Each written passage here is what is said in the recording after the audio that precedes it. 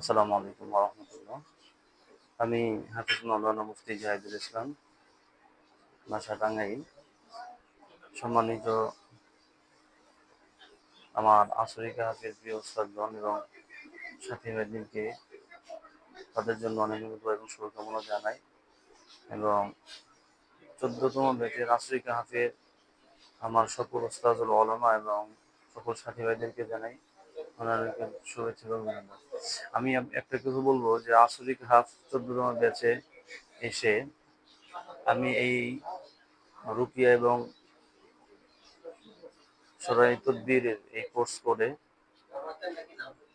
আমার অনেক পরিবর্তন আসছে, এটা আমি নিজে নিজে বুঝতে পারি। যতটা যেমন আমি আগে আমলিয়াতের প্রতি যে একটা অনীহা মনোভাব, ঠিকঠাক মতো আমল হতো না, গুরুত্ব নিয়ে কোনো আমল করতে পারতাম না, কিন্তু এই আসরিক হাফে আসার পরে আমলগুলো রেগুলার হয়।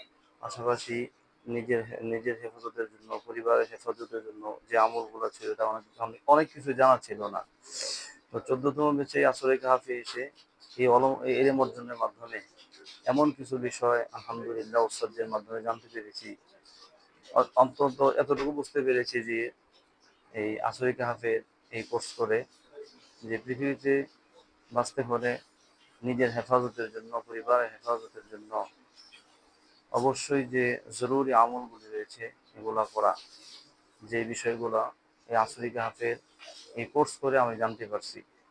এজন্য আমি আমার দিল থেকে আমার ওস্তাদগণ এবং সকল সাথী ভাইদেরকে অনেক অনেক দোয়া এবং শুভকামনা জানাই। আমি মনে করি প্রত্যেকটা মানুষের এই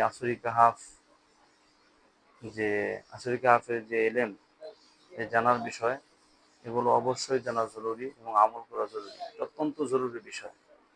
এই জন্য সকলের কাছে দোয়া চাই, ভালোবাসা চাই। আসসালামু আলাইকুম।